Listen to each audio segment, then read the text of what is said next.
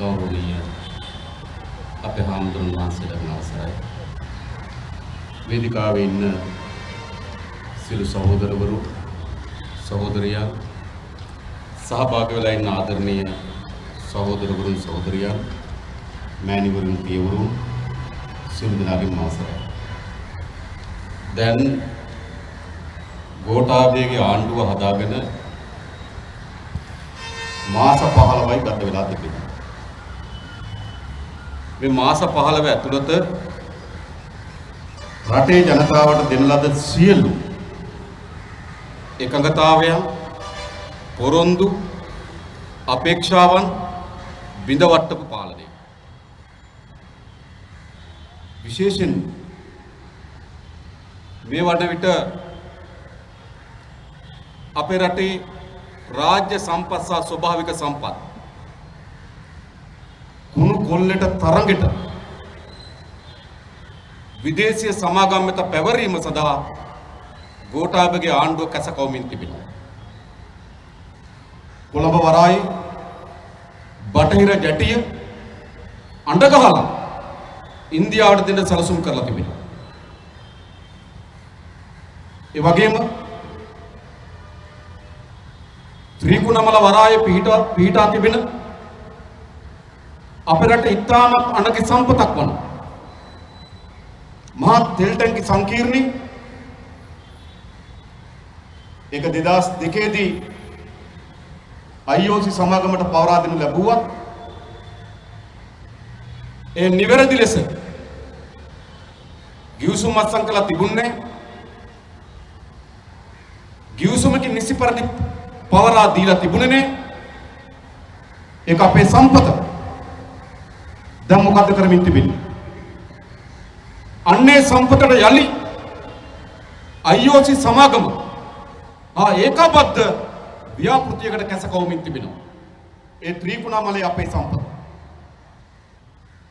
ඒ වගේම යාපනයේ ඩෙල්ෆ් දූපත, නයනතු දූපත, අනලතු දූපත ප්‍රධාන දූපත් 3 ඉන්දියානු චීන සමාගම් වෙත සුළං බලාගාර ඇති කිරීම සඳහා අද පවරා දෙන්න කටයුතු කරමින් තිබෙනවා. අපේ රටේ මේ කොළඹ නගරය ඉතාමත් වාණිජ වටිනාකමින් තිබෙන ඉඩම් විශාල ප්‍රමාණයක් හඳුනාගෙන විදේශීය සමාගම් වෙත පවරා දීම සඳහා කැසකවමින් තිබෙනවා. සාමාන්‍යයෙන් එවැනි ඉඩමක් පවරා දීම විශාල ක්‍රියාවලියක්. ඉඩම පවරා ගැනීමේ ගැසට් නිවේදනය ගහන්න ඕන. ඒකට නිසි කාල පරිච්ඡේදයක් දෙන්න ඕන. නැවත පවරා ගැනීම සඳහා ගිවිසුම අත්සන් කරන්න ඕන. ආයෝජකයෙක් තෝරගන්න ඕන. ඒ ආයෝජකයන් සල්ලි ගේන්නේ කොහෙන්ද කියලා බලන්න ඕන. මහ බැංකුවට විශාල බලයක් තිබෙන ආයෝජකයාගෙන සල්ලි මොන සල්ලිද කියලා හොයන්න. මධ්‍යම පරිසර අධිකාරියට අයිතියක් තිබෙනවා. ඒ සඳහා පරිසර වාර්තාවක් හදනවද නැද්ද කියලා තීරණය කරන්න. නගර සභාවට නාගරික සංවර්ධන අධිකාරියට අයිතියක් තිබෙනවා. ඒ පාවිච්චි කරන්නේ කවර ආකාරයෙන්ද කියලා හොයලා බලන්න.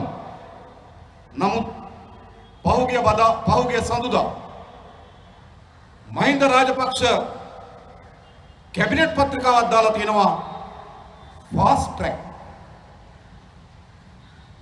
වේගවත් මාර්ගයකින් ආයෝජන කැඳවන්න. ඒ කියන්නේ මොකද්ද? සල්ලි එන්න කොහෙන්ද කියලා මහ බැංකුව බලන්න ඕනේ නෑ. පරිසර හානියක් තියෙනවද කියලා මධ්‍යම පරිසර අධිකාරිය බලන්න ඕනේ නෑ. රටේ තියෙන අනපනත් වලට අනුව ඉඩම් පවරගත්තද කියලා බලන්න ඕනේ නෑ. හදන ගොඩනැගිල්ල ප්‍රාදේශ සභාවෙන් අනුමැතිය ගන්න ඕනේ නෑ. හදන ගොඩනැගිල්ල නාගරික සංවර්ධන අධිකාරියෙන් අවසර ගන්න ඕනේ නෑ. කවුද ඕන? ඔන්න කමිටුව. මුදල් අමාත්‍යාංශ ලේකම් ආටිකල නාගරික සංවර්ධන අමාත්‍යාංශ ලේකම් පවුලේ මිත්‍රයා නිමල් පෙරේරා අර නිමල් පෙරේරා නෙවෙයි හොඳයි. ඒකත් කියලා. දප්පටලා ගන්න. බලශක්ති අමාත්‍යාංශ ලේකම් වසන්ත පෙරේරා, කම්කරු අමාත්‍යාංශයේ මායා පතිරණ, භාණ්ඩාගාරයේ නියෝජ්‍ය ලේකම් රත්නායක, සංජය මොහොට්ටාල, විසාකා අමරසේකර ආදියගෙන් කමිටුවක් පත් කළ තියෙන මොකද්ද? ෆාස්ට් ට්‍රැක් වේගවත් මාර්ගී රටේ සම්පත් බහුජාතික සමාගම් එක පැවරීම සඳහා එකම කමිටුවකින් තීන්දුවක් අරගෙන දියත් කරන්න සැලසුම් කරලා තිබෙනවා. හැබැයි මාස 15කට කලින් කිව්වේ සම්පත් රකින්න නායකයෝ. අද ෆාස්ට් ට්‍රැක් එකේ සම්පත් විකුණන නායකයෝ. අපේ පරිසර පද්ධතිය ඉතාමත් වැදගත් පරිසර කලාපයන් විනාශයට පත් කරමින් තිබෙනවා. ආවේ දොරකට අඹ පැලයක් හිටවලා මිරියානි ගෙදර පරිසර පද්ධති විනාශ කරමින් තිබෙනවා. වංචාව දූෂණය යලි පැරණි මාවතේම ගමන් කරමින් තිබෙනවා. ඊයේ පෙරේද එළිදර වුණු ටයිල් ගෙන්වීමේ වංචාව කවුද අවසර දුන්නේ? අවසර දුන්නේ කර්මාන්ත අමාත්‍යාංශ අධ්‍යක්ෂකවරයෙක්. ඇමතිවරයා කවුද කියලා හොයනවා. අවසර දුන්නේ කර්මාන්ත අමාත්‍යාංශ අධ්‍යක්ෂකවරයෙක්. ඔහු නිකන් දුන්නේ නේ. මා සීනිබදු වංචාව සෙංගලා හෝටලේ අයිතිකරු ගෝඨාභයගේ මිත්‍රයා මේ කොවිඩ් වසංගතය හේතු කොටගෙන ඇති වී තිබෙන ප්‍රධාන ව්‍යාපාර කීපයක් තිබෙනවා. ඇන්ටිජන් ටෙස්ට් කිට් ගෙනෙන එක ගෝඨාභයගේ මිත්‍රයා. හෝටල් වල නිරෝධායනී දිලිත් ජයවීර එවන් කාඩ් අයිතිකාරයා නාමල්ගේ නෝමන්ටි තිලක් වීරසිංහ මේගොල්ලෝ අතේ බිස්නස් එක තිබෙනවා. ඊළඟ ඒ සඳහා අවශ්‍ය කරන සැනිටයිසර් නිෂ්පාදනය ඒකත් ගෝඨාභය රාජපක්ෂගේ මිතුරන්ගේ අතේ. එනිසා වංචාව දූෂණය එතනින් නතර නොවි ජනතාවගේ අත්‍යවශ්‍ය භාණ්ඩවල මිල ශීඝ්‍ර ලෙස ඉහළ ගොස් තිබෙනවා. භාණ්ඩාගාරයේ ධනෙ ඉතා කුඩා කණ්ඩායමක් අතර ගොනු වෙලා තිබෙනවා. ලංකා බැංකුවේ කටුවන සාකාවෙන් ඩී.එස්. ගුණසේකරගේ පුතා ඔය බස් අයිතිකාරගේ පුතා මුදිත ලක්ෂ 31500 කෝටි 315ක ණයක් ගන්නවා සිගරට් තොගයක් රැස් කරන්න. අයවැයට කලින් මහින්ද රාජපක්ෂ මහත්මයා අනුරාධපුරයේ ගිහුවාම දැන් නතර වෙන්නේ යාගේ ගෙදර. සීබී රත්නායක කොළඹ හිටියාගේ ගෙදර. මර්වින් සිල්වා කොළඹ හිටියාගේ ගෙදර. එයාට කොළඹ ගෙවල් තියෙනවා. ගෙවල් වල තමයි මුතුරු ඉන්නේ. එයාට මහජනයාගේ ධනෙ කෝටි ප්‍රකෝටි ගණන් ඇත ගැනීම සඳහා අවස්ථා ලබා දීලා තිබෙනවා. ජනතාවට දෙන්න සහන කප්පාදු කරමින් තිබෙනවා. මේ කොවිඩ් වසංගත තත්ත්වයක් ඇතුළත සෞඛ්‍ය සඳහා වෙන් කරන මුදල බිලියන 20කින් අඩු කරලා තිබෙනවා. අධ්‍යාපනය සඳහා මුදල් කප්පාදු කරලා තිබෙනවා. ඈත ගම්වල දුවදරුවන්ට කියනවා ඉස්කෝලේ එනකොට සැනිටයිස් කුප්පිය අරගෙන එන්න, මාස් දෙකක් අරගෙන එන්න. බොම්ම මාරුවෙන් තමයි තුන් වෙලා කන්නේ. හැබැයි දරුවා මාස් දෙකක් අරගෙන යන්න ඕන, සැනිටයිස් කුප්පියක් අරගෙන යන්න ඕන. අධ්‍යාපනයේ මෙවැනි වසංගත තත්ත්වයක් ඇතුළේ මූලික අයිතිවාසිකම් මූලික අවශ්‍යතා සපුරන්න බැරි වෙලා තිබෙනවා. ඒ විතරක් ජනතාවගේ අත්‍යවශ්‍ය භාණ්ඩ දිගින් දිගටම දරා ගන්න බැරි ප්‍රමාණය ඉහළට යමින් තිබෙනවා. දැන් ගෝඨාභයලා උත්තර හොයන්න ඕන මොනවටද? වංචාව නතර කරන්න උත්තර හොයන්න ඕන. මහා භාණ්ඩාගාරයේ ධනෙ අතලොස්සක් වන තමන්ගේ ගජ මිතුරන් අතර ගලාගෙන යන පාරවල් අවහිර කරන්නයි ගෝඨාභයලා ඉන්න ඕන. මේ රටේ මහා වටිනා පරිසර සම්පත විනාශ කිරීම සඳහා හදන සැලසුම් නතර කිරීම සඳහා ගෝඨාභයලා ඉන්න ඕන. මහජනයට දරා ගන්න බැරි ජීවන වියදම කෙනෙකුට ඒ අඩු කිරීම සඳහා සැලසුම් හදන්නයි ගෝඨාභයලා ඉන්න ඕන. හැබැයි ගෝඨාභය ඉන්නේ මොකටද? ඒවට නෙවෙයි. තමන්ගේ මිතුරන්ගේ නඩු ටික අයින් කරගන්න. අන්න මේ නඩු අයින් කර ගැනීම සඳහා තමයි දේශපාලන පරිගැනීම් පිළිබඳව ජනාධිපති කොමිසම සභාව පිහිටෙයි. ඒ සභාපති කවුද? ශ්‍රේෂ්ඨාධිකරණය හිටපු මිනිසුරු උපාලි අබේරත්න. උපාලි අබේරත්න කියන්නේ කවුද? උපාලි අබේරත්න ගැන පොත්වල පිටු ගණන් ලියවිලා තිබෙනවා. මොකද්ද කියන්නේ? ඔහු අධිකරණයේ දූෂිතේ. තමන්ගේ හිතවතුන්ට අනිත් පාර්ශ්වය අගතියට පත්වෙච්චි එයාගේ හඬට අහුම්කම් දෙන්නේ නැතුව තමන්ගේ හිතවතුන්ට ඕන විදියට නඩු ලියපු කෙනෙක්. මම නෙවෙයි කියන්නේ. අපි ආජනාධිකරණේ විනිසුරුවන් 3 දෙනෙකුගේ සමන්ත කමිටුවක් තිබුණා. ඒ කමිටුවට උපාලි අබේරත්න කැඳෙව්වා. ඒ කමිටුවේ තීරණ කරා ඔහු දූෂිතයෙක් කියලා. අධිකරණ සේවා කොමිසම ඔහු අනිවාර්ය ලෙස නිවාඩු වෙරියා. විශ්‍රාම ගන්නවා. එම දූෂිතේ. ඔහු තමයි දේශපාලන පරිගැනීම් කොමිසමේ සභාපති. ඊළඟ කෙනා කවුද? හිටපු පොලිස්පති චන්ද්‍ර ප්‍රනාන්දු. ශ්‍රේෂ්ඨාධිකරණයේ නඩුවකදී ඔය චන්ද්‍ර ප්‍රනාන්දු මූලික පොලිස්පතිට විරුද්ධව එවකට චන්ද්‍ර ප්‍රනාන්දුට විරුද්ධව ශ්‍රේෂ්ඨාධිකරණයේ මූලික අයිතිවාසිකම් නඩුවක් වුණා. ඒ මූලික අයිතිවාසිකම් නඩුවේදී වැරදිකරුවෙක් වුණා. ශ්‍රේෂ්ඨාධිකරණයේ තීන්දුව කරා තමන්ගේ පුද්ගලික මුදලෙන් ලක්ෂයක් ගෙවන්න කියලා. තමන්ගේ පුද්ගලික ධනෙන් ලක්ෂයක් ගෙවන්න කියලා තීරණය කරා. ශ්‍රේෂ්ඨාධිකරණයේ වැරදිකරු අභියාචනාධිකරණ විනිසුරුවන් දිදිනෙක ඉදිරිපිට දූෂිත විනිසුරු අපි ගැන ප්‍රශ්න කරනවා. එකක් කියන්න. ඔය කොමිසමේ අපි ගැන වාර්තා ලියන්න නෙවෙයි. ඔය කොමිසමේ වාඩි වෙලා ඉන්න අයට අපිව කැඳවන්නවත් සදාචාරාත්මක අයිතියක් නැති බව මතක තියාගන්න උපාලි අබේරත්නලා. දූෂිතය. මොකද වමනාව තිබුණේ? පොලිමේ පෙළ ගහලා තිබුණ නඩු ටික අයින් කරගන්න. ජනවාරි මාසේ 9 වෙනිදාම ගැසට් එක ගෙවුවා. නොවැම්බර් මාසේ 25 වෙනිදා තමයි අවසන් වුනේ. උපරිම මාසේ 11යි. ගිය අවුරුද්දේ. මාස දෙක තුනක් කොවිඩ් වලට අහු වෙලා තිබ්බා. සෙනසුරාදා ඉරිව තිබ්බා. පොය දින තිබ්බා. ඔක්කොම දින ගත්තොත් වැඩ කරන දින 100ක් තිබ්බේ නැහැ. හැබැයි වැඩ කරන දින 100ක් නැතුව තිබියදී මහා අධිකරණ විභාගයට ලක් වෙමින් තිබෙන නඩු ඇතුළු නඩු 150ක් විසඳනවා. සමහර නඩු මහා අධිකරණ අවුරුදු 3යි 4යි. උපාලි අබේරත්න ගාව පැයයි 2යි. කැකිලි තීන්දුව නෙවෙයි. මොකද්ද මේ කරේ? කියලා තීන්දුව දුන්නා. තීන්දුව දිලා කිව්ව මොකද්ද? ජනාධිපති විමර්ශන කොමිසම වාර්තාවේ තීන්දුව දෙකක් තියෙනවා. එකක් මා ඇතුළු පුද්ගලයන් ගණනාවකට විරුද්ධව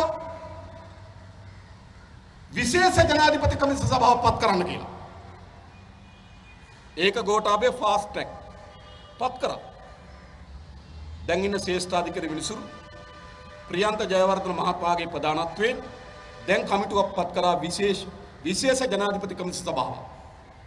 ඒකට මොකද්ද කළ හැක්කේ? ඒකට කළ හැකි වන්නේ එකයි. වෙන මොකුත් බෑ. ජනාධිපති විමර්ශන කොමිසම සභාවට පුළුවන් පරීක්ෂණ කොට වාර්තාවක් ජනාධිපතිවරයාට දෙන්න.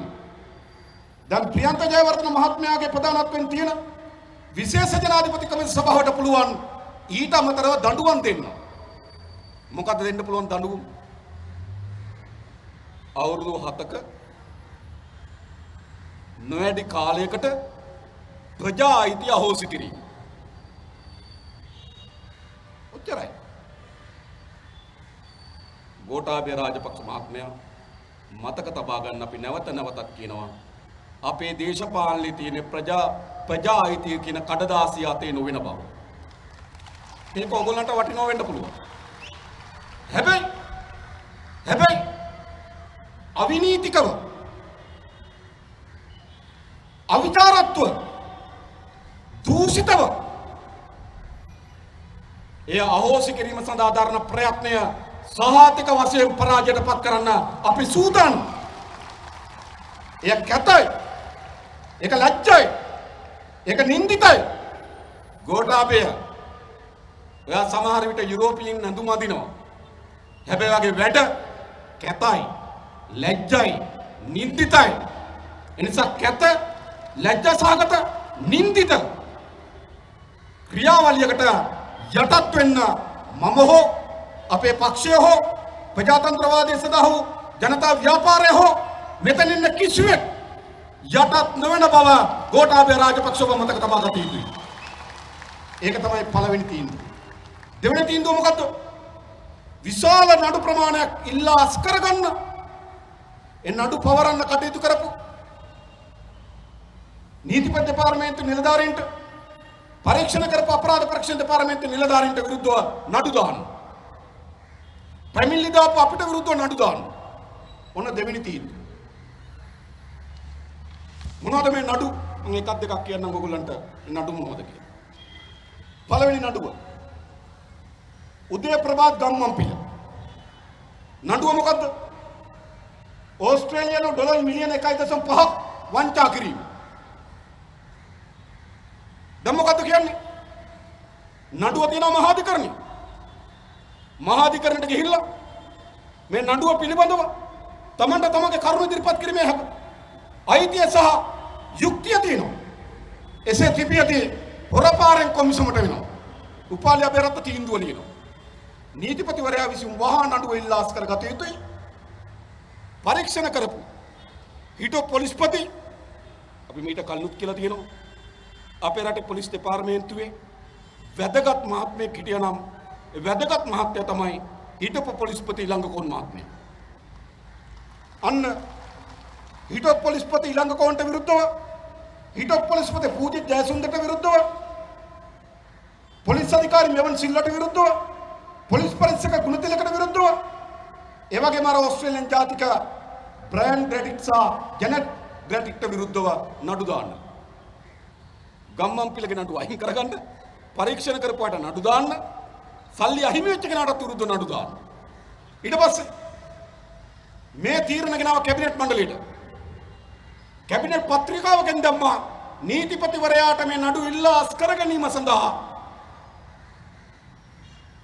නේද? කැබිනට් මණ්ඩලය අනුමත කරන කැබිනට් පත්‍රිකාවක් ආවා. ඒ කැබිනට් පත්‍රිකාවට හොර කුකුලා වගේ ගම්මන්පිලට උස්සනවා. මේ තමන්ගේ නඩුව අයින් කරගන්න කියලා නීතිපතිට දැනුම් දෙන්න කියලා ගම්මන්පිලට උස්සනවා. මේ කැකිල්ල වැඩ නෙමෙයි. ඊළඟ කවුද? යෝෂිත කනිස්ක රාජපක්ෂ. මොකද හේතුව? CSN නාලිකාව ආරම්භ කරන්න සල්ලි කොහෙන්ද? ඔච්චරයි. හැබැයි ඒ නඩුව අයින් කරගන්න කාටද නඩු දාන්න කියනවා? රවි විද්‍යාලංකාර. ඒ විතරක් නෙමෙයි. මහේස්ත්‍රාත් අධිකරණයේ හිටපු විනිසුරුතුමාට. කවුද? ධම්මික හේමපාල කඩුවෙල මහේස්ත්‍රාත්. මොකද මේ නඩුව මූලික වාර්තා ගොනු කරේ කඩුවෙල උසාවියට. දැන් මොකද කියන්නේ? කඩුවෙල උසාවියේ මහේස්ත්‍රාත්තුමාට නඩු දාන්නලු යෝෂිත එළියට දාන්නලු. මොකද? ඒ යෝෂිත කනිස්ක රාජපක්ෂගේ නඩුව. ඊළඟ දින නාලක ගොඩ හේවගේ නඩුව. මොකද නඩුව? නාලක ගොඩ හේව විනිමය කොමිසම සභාවේ ඉන්නකොට ඒකේ ලක්ෂ 50ක් තුන මොකේද? කාල්ටන් ක්‍රීඩා සමාජයේ නාමල්ලට. මොකද? ඒකේ තාරුණ්‍යයට හිටක් සංවිධානය. විනිමය කොමිසමේ සල්ලි තාරුණ්‍යයට හිටක් නාමල්ට සල්ලි දෙනවා. මේක විරුද්ධව පැමිණිලි ගොනු කරලා පරීක්ෂණ කරලා නීතිපති දෙපාර්තමේන්තුව නඩු දැම්මා. දැන් කියන මොකද්ද? නාලකොඩ ඒ වගේ නඩු අයින් කරගන්න. හැබැයි විනිමය කොමිසමේ හිටපු සභාපති තිලක් කරුණාරත්න, දිනේෂ් පෙරේරා, වෛද්‍ය විජේගුණවර්ධන, CID ලලිත්, තුෂාර ජයරත්න, අපේ ආනන්ද විජයපාල ඒගොල්ලන්ට විරුද්ධව නඩු දාන්න. ඊළඟ තිලින ගමගේ ප්‍රසිද්ධයි හිටපු නඩුකාර උන්වහන්සේ අපි ඒ ගෞරවයේ එසේම තබමින් හැබැයි අලියෙක් තියාගෙන හිටපුක වැරදි. වැරද්ද කියන්න බෑ. ඉතින් මොකද කරේ? නීති විරෝධී අලියෙක් බාරේ රඳවාගෙන හිටීම පිළිබඳව නඩුවක් තිබ්බා. දැන් මොකද කියන්නේ? එයාගේ නඩුව අයින් කරගන්නලු.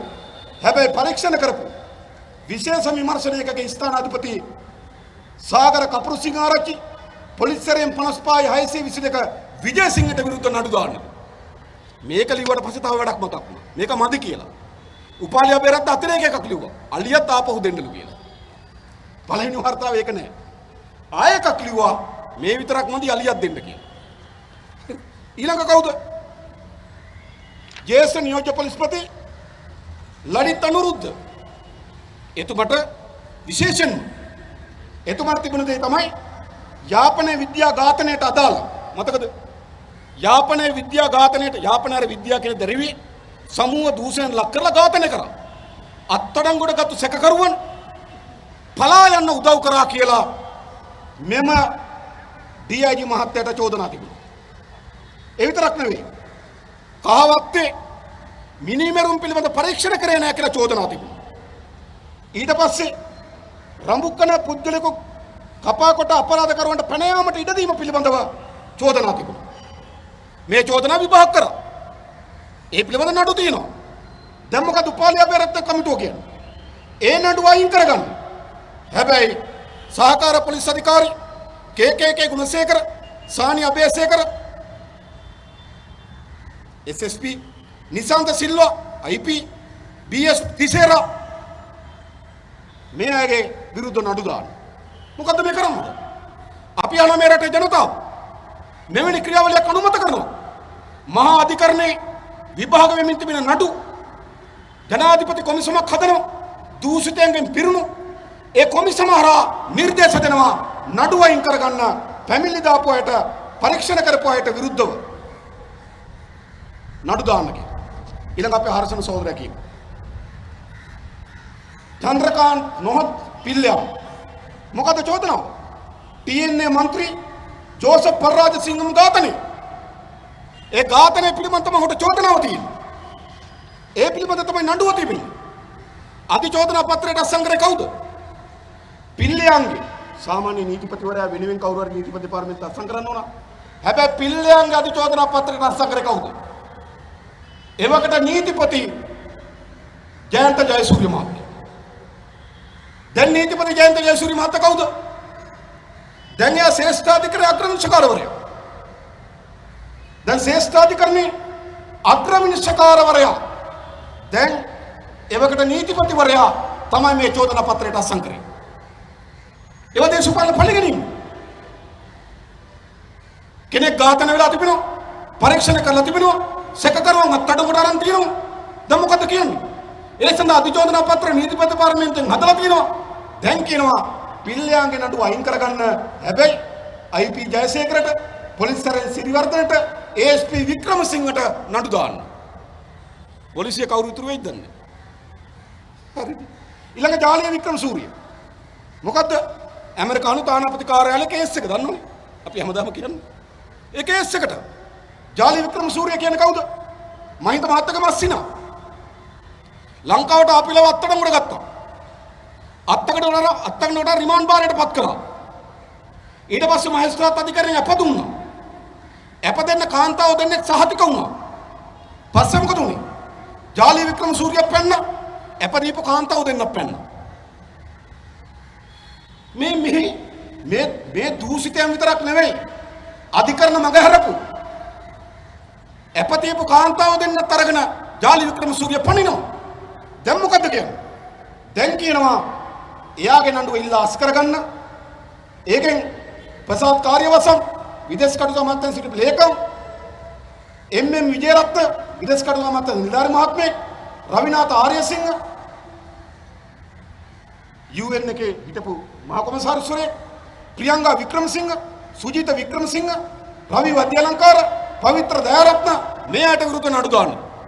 විදේශ සේවා නියුක්ත කටයුතු අමාත්‍ය විදේශ සේවා කාර්යාංශي විදේශ අමාත්‍යාංශي විශාල කාර්යභාරයක් කරපු නිලධාරීන්ට විරුද්ධව නඩු දාන්නලු අරගොල්ලෝ අයින් කරගන්න. ඊළඟ කවුද?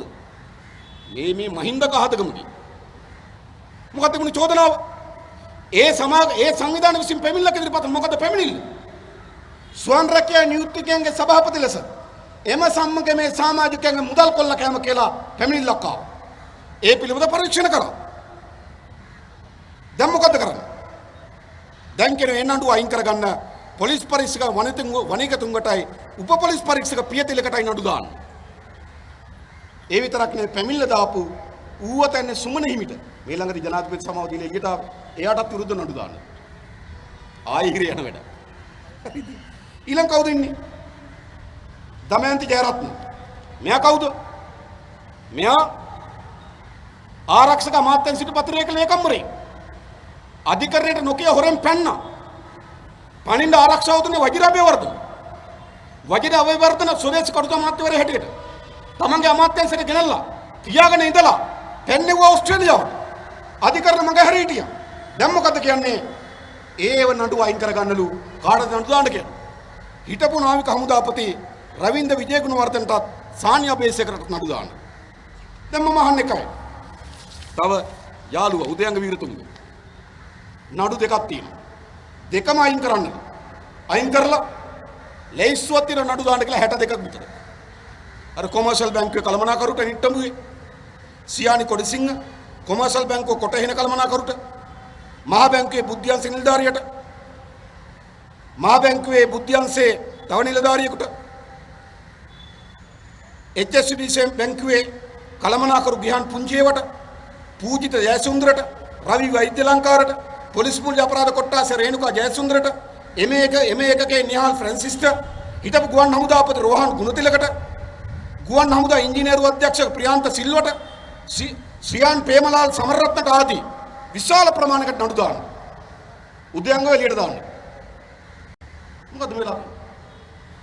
ඒ නිසා අපි අහනවා මේ රටේ ජනතාව මේ අවනීතියට ඉඩ දිය යුතුද? මේ අවනීතියට කවුරු යටත් වුණත් අප යටත් නොවන බව ගෝඨාභය රාජපක්ෂ මතක තබා ගන්න ඕනකම තිබෙනවා. දැන් ගෝඨාභය රාජපක්ෂ මහත්තයාගේ ආණ්ඩුව වෙන වෙන තැන්වල වෙන වෙන විදියට හැප්පෙමින් හිටියා. කාත්තකද අපේ රටේ පරිසර වේදින් එක්ක හැප්පෙමින් හිටියා. මා වනාන්තර විනාශ කරනකොට ඒකට ඇරිව නැගී හිටපු පරිසර වේදින් එක්ක හැප්පෙනවා. කඩලාන පද්ධතිය විනාශ කරනකොට ඒකට විරුද්ධ නැගී සිටින පරිසර වේදිනියන් එක්ක හැප්පෙනවා. ගෝඨාභය පරිසර වේදින් එක්ක හැප්පෙමින් හිටියා. ඒ වගේම තමන්ට ඕන පරිදි වැඩ කටයුතු කරන්නේ නැහැ කියලා මහා බැංකුවේ නිලධාරීන් එක්ක හැප්පෙමින් හිටියා. මතකනේ? නේද? එක එක වර්ගයේ ටූල්ස් ඉල්ල හිටියා. මහා බැංකුවේ නිලධාරීන් එක්ක හැප්පෙමින් හිටියා. අපි බලාගෙන හිටියා. ඊළඟ අපේ රටේ ජාතික සම්පත් විකුණනකොට වෘත්ති සමිති ව්‍යාපාරات එක්ක හැප්පෙමින් හිටියා. ඔව්. අපි සපෝට් එකක් දීගෙන බලාගෙන හිටියා. ඊළඟට අපේ රටේ පොදු ජනයා සූරා කන හාල් මෝල් හිමියන් එක්ක කරට අත දාගෙන හිටියා. අපි බලාගෙන හිටියා. හැබැයි දැන් ගෝඨාභය රාජපක්ෂ අපිත් එක්ක මූණට මූණ හැප්පෙන්න ඇවිල්ලා තිබෙනවා. ඔව්. ඒකට තියෙන්නේ එකක් විශේෂ ජනාධිපති කොමිසම් සභාව හමුවට අපිව කැඳවීම. හරි ගෝඨාභය හැප්පිලා බලමු. හැබැයි දොරවල් වහගෙන නෙවෙයි රැස් කරන්න කොමිසම දොරවල් වහගෙන නෙවෙයි මහජනයා ඉදිරියේ රැස් කරන්න ඔයාගේ අයියාගේ බාල මල්ලිගේ ඥාති පුතාලගේ මස්සිනාලගේ අලුත් මස්සිනාලගේ නාමල්ගේ මාමලාගේ රෝහිතගේ මාමලාගේ ගනුදෙනු ඔක්කොම අපි බේරගන්න ලෑස්ති.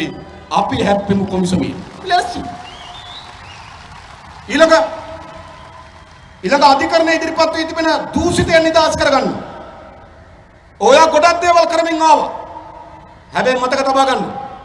මේ මහජනක දේපල හොරකම් කරලා එක්රැස් කරගෙන තියෙන මේ රටේ ඉතා අතලොස්සක් වන ජනයාට හිමි ධනය මේ රටේ අතලොස්සක් කුප්‍රකට ජාවාරම් කරවන්සේ ඒක රාශි කරගෙන තිබෙනවා. සමහර අපි දන්නවා මීට අවුරුදු 10කට 15කට කලින් උන්ගේ ධනේ ප්‍රමාණය අපි දන්නවා.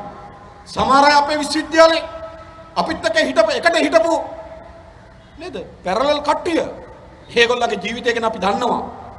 හැබැයි අය ඉතා කෙටි කාලයක් ඇතුළත ගාමිණී සෙනරත්ලා, නාමල් රාජපක්ෂලා, රවි කරුණානායකලා,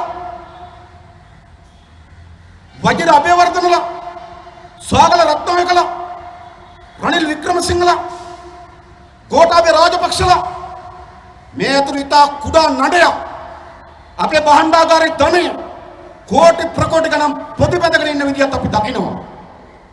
අන්නේ අයගේ නඩු විලාස් කර ගැනීම සඳහා පොඩ්ඩයි පැවරුණි. කවදාරි කොමිසමක් දාන්න ඕන නඩු වැටුනේ කොහොමද කියලා හොයන්න නෙවෙයි. නඩු වැටෙන්නේ නැතුව බේරුනේ කොහොමද කියලා හොයන්න. රනිල් වික්‍රමසිංහ එදා ඔයාට ඒ කොමිසමට දොර විවෘතව ඇත. බේරපු විදිහ අපි දන්නවා. සාගල රත්නායක ඔයත් එන්න රනිල් එක්ක මේ කොමිසමට. අපි දන්නවා බේරපු විදිහ. වජිර අබේවර්ධන ඇවන්ගාඩ් මුදලාලි ඡන්දේ දිනලා දවස් දෙකෙන් මෛත්‍රීපාල සිරිසේන ගාවට අරන් ගිපේටි අපි දන්නවා. මත තබා ගන්න.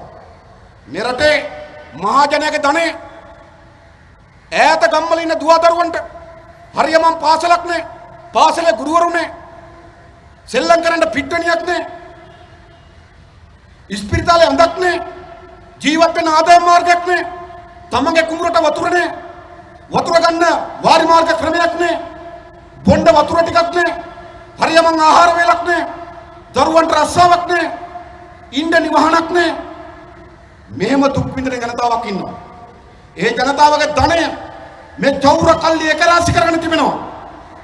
අන්නේ චෞර කල්ලියක් ඒ චෞර කල්ලි ආරක්ෂා කරන කණ්ඩායමක් මේ රටේ මහජන කොමිසමක් හමුවට කැඳවන බව ගෝඨාභයවත් මතක තියාගන්න, රනිල් වික්‍රමසිංහවත් මතක තියාගන්න.